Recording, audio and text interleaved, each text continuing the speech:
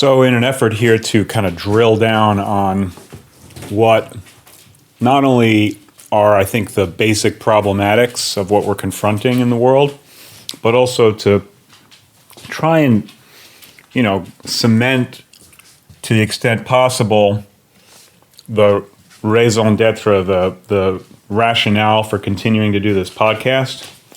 I'm trying to get a grip on what exactly I should be focusing on. And it seems to me that the spiritual dimension of things is the root, but what good is a root without the rest of the plant? And so the circumstance, the material circumstance and the political situation, the economic situation, the social things that are happening, we can't ignore them just because we found some kind of spiritual root. Then the question fundamentally is, well, what attitude do we adopt towards them? Because there is something fundamentally frustrating about trying to improve the world.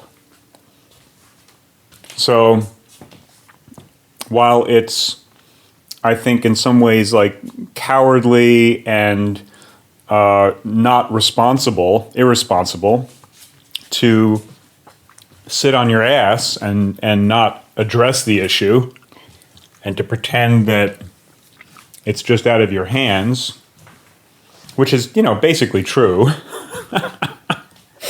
But nonetheless, we all are participants. And so to some extent, we all have an influence, right? And sometimes that influence can be more than we might think. And that's why doing a small podcast might be worthwhile, right? But the question is, what is the best alignment? What is the best thing to do? And the thing that I'm noticing right now that troubles me, that I can't quite figure out how to resolve, is that each specific problem has a set of details that are not only overwhelming in their depth and scope, but that have a lot of contention and dispute. And there's just, the deeper you look into it, the less consensus there is. So even something as simple as, what are the traditional values of the United States, for instance? It's well, we have certain things encoded into our laws, right? Some of them are terrible. Some of them seem like they're quite noble, and we really should hold on to them. But just in general, have we been a land of opportunity and freedom? I suppose, comparatively speaking, we have been, right? Have we been a vicious, dog-eat-dog global policemen who have raped and pillaged around the world? Yeah, that too, right? So I've been listening a bit recently to some of the details around what's happening elsewhere in the world. And, the edifice of American history is intimidating and complex, but then you consider something like the story of Iran, which is a civilization that goes back thousands of years. That's, impossible to get a grip on, as far as I can tell.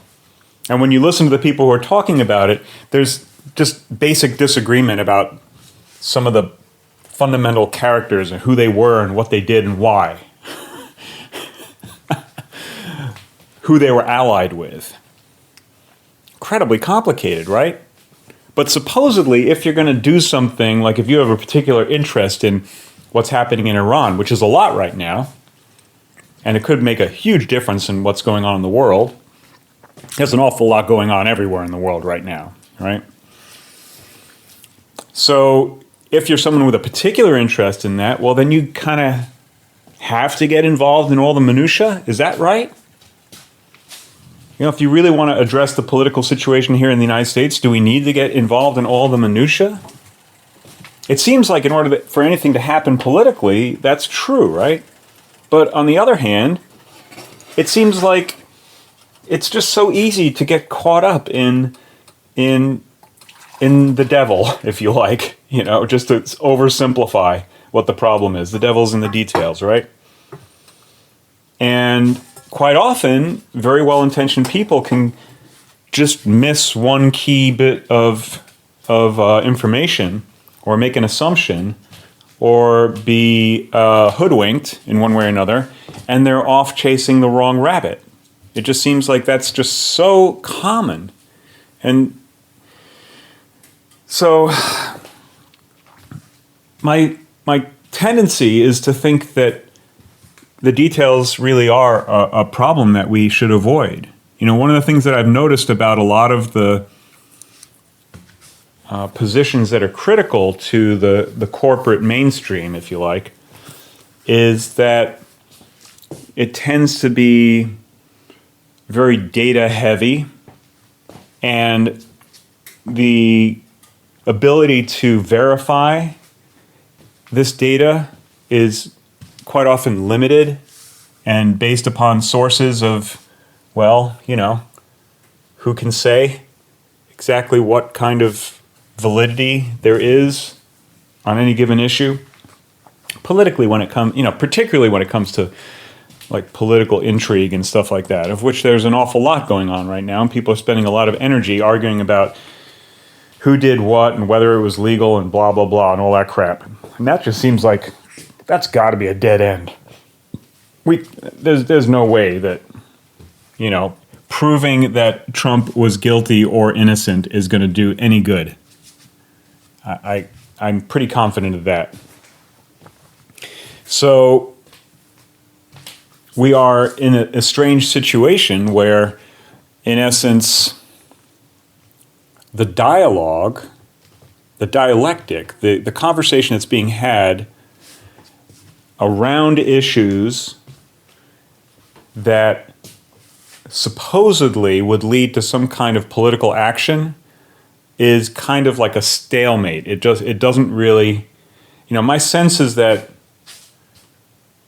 participants in this conversation really don't want anything to change.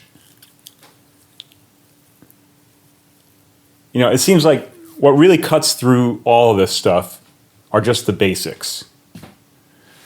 What kind of quality of life do people have in general? And how can we improve it? And if it's not being improved, why? And if it's being made worse, why? How do we stop it from making life worse for people? How do we make it better without destroying the infrastructure that allows for people to live? Right? Because we have this tension between our technical ability to make life better for human beings and the integrity of the environment. So it seems like everything else doesn't frickin' matter. What really matters? Does it really matter whether Trump is guilty of this or that? I don't see why. Why does it matter? How is that going to change the life of people and other living things around the world? So I guess, basically the message here is, with a spiritual root, the political dimension of it has to do with the concern for the welfare of living things. And all the other things are distractions. That's the conclusion that I come to. And so the extent to which we put our energy into, I'm thinking right now of putting some energy into the RFK Jr. campaign for presidency. Even though I think it's extremely unlikely he'll win, and I think it's extremely unlikely that if he did win, that he could do anything. My sense is that his campaign has the potential to wake up more people than any other. campaign, and that he is a man with integrity. And while I am extremely concerned that he will meet the same fate as his father and his uncle, he's obviously brave enough to face that potentiality. And I admire that a great deal. I think he's someone with really not only the deepest conviction and best of intentions, but is very well informed about many, many different things, and is a careful thinker and someone who understands political reality as well. So he's just the best candidate we've ever had, hands down. And so I want to support that, because I know the whole a lot of people who throw up their hands and they say, well, nothing can be done, think global, act local. I just don't see how local politics is going to really solve much, honestly. I mean, maybe there would be something that would happen that would draw attention to how something might be done better. But given the nature of the media, it seems unlikely that that's even possible at this point right now. So I think in some ways, the candidacy represents our last great hope. I think it's probably too late. I think the forces that he will be fighting against, or that we will be fighting against, are too powerful. There's too much momentum behind them. But sometimes all there is that's left is a symbolic gesture in the right direction, just to remind people that there is still that human spirit alive. And so I'm sure those of you who have listened to recent episodes will recognize that I've been thinking a bit more politically recently, and I have a bunch of episodes that I've not released because I have mixed feelings about all of that. But I guess this, in some respects, just summarizes some of the thinking I've been going through recently, and I wonder whether or not there's anyone out there with any further thoughts along these lines, and whether this kind of thinking is worth your while. So with that, I'll call it a conclusion to this episode, and will encourage you to take whatever action you think is appropriate on the basis of what you just heard. And if that action is signing up to support RFK Jr.'s run for the presidency, well, that would be awesome. If you want to support this, you can do so by liking, subscribing, sharing, writing a review on Apple. You can go to taijireality.substack.com to be notified of future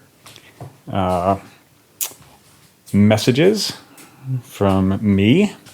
You can go to patreon.com/taijireality to support the efforts. You can do a one-time donation via PayPal by sending it to taijireality@gmail.com. And with that, I bid you farewell for now.